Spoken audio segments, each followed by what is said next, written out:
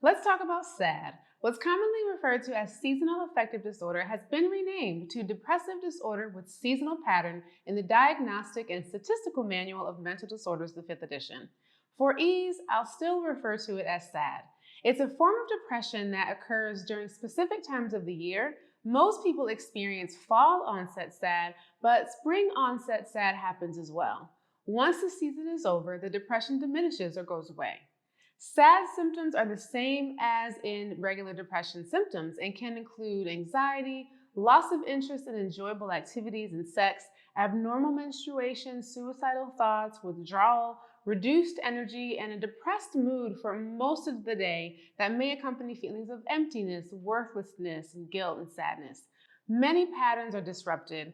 One may eat too much or too little and gain or lose weight, move more slowly or be more restless, and sleep more or sleep less, depending on the type of SAD that you experience.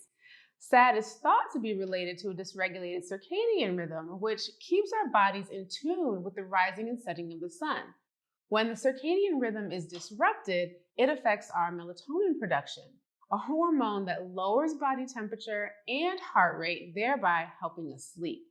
Having to adjust to late sunrises and early sunsets can disrupt production of neurotransmitters as well, like dopamine, norepinephrine, and serotonin.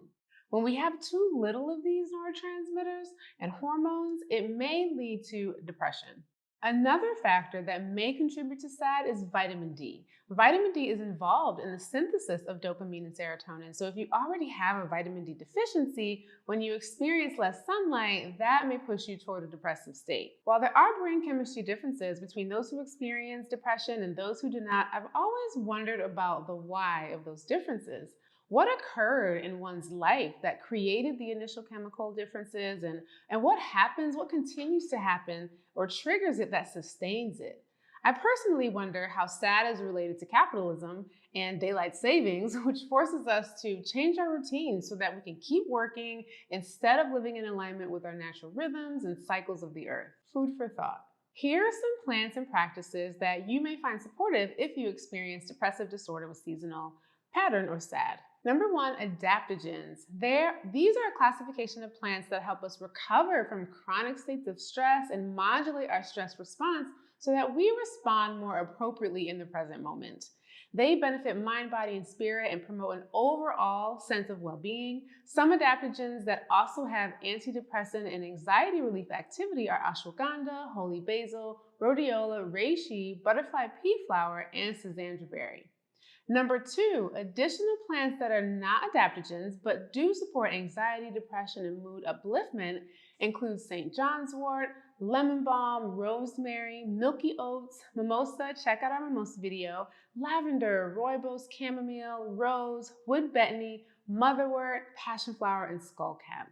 Given the sheer amount of plants that support our nervous systems, the earth knew exactly what we needed. One can argue that we really can't heal without addressing our nervous systems. Some plants that I mentioned are relaxing while others are more stimulating, so be sure you do your research and also check contraindications if you're on any prescription drugs. Do not simply buy all these plants and throw them in a pot, mixing them together. Buy small quantities, like 1 ounce of 1 to 3, maybe that resonate with you, and try them one at a time for a period of time to see how you feel. A blend on our website that helps lift the melancholy is called Happy Place. And here are some other tips and practices.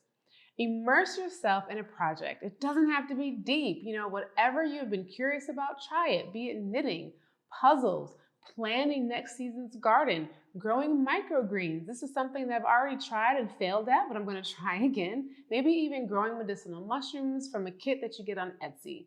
Start something and see it through. It's a healthy distraction, and the sense of accomplishment you'll feel is a positive feeling that will contribute to other areas of your life. Spend time outside, intentional time outside. Stand outside to drink your morning coffee or tea or hot cocoa. Go outside during your lunch break. As someone who can't stand being cold, with the temperatures dropping, even I can admit that the sunlight and the rush of cool air really feels invigorating. Maintain a morning and evening routine. Start and end your days with intention, perhaps meditation, reading, and journaling. Mind your mind. Don't doom scroll, and be mindful about what you mentally ingest. Consistent consumption of bad news is not going to help you. You already know this. Eat nourishing foods, whole foods, fruits and vegetables that are in season, organic if you can. If you have a tendency to crave sweets during this time, a tip that might help is committing to baking your own treats instead of buying them from the grocery store. It creates some friction because you're going to be starting from scratch every time you have that sweet tooth itch. So hopefully you're less likely to do that every day. And with homemade treats, you'll also be using better and less ingredients than if it was store-bought. With that said, though, you still have to have some restraint. Don't eat everything that you make. Share it, freeze it, don't binge eat it. Move your body, go according to your condition, stretch what you can. A little bit every day goes a long way. And bring in the joy through music, art, comedy, creative expression. Dive into a great book or television series. And lastly, create a joy journal. Every day, write down 3 happy moments from that day. Things that made you smile, laugh, or just lifted your spirit a little bit. Write them down on a piece of paper. Keep it in a jar. Each week, read through your notes. Sometimes we forget about all of the good that's happening in our lives. And a joy jar is a conscious way of not only remembering, but also deliberately reminding you of the good that's always happening in your life. If you experience seasonal affective disorder, I really hope these tips, herbs, and practices help.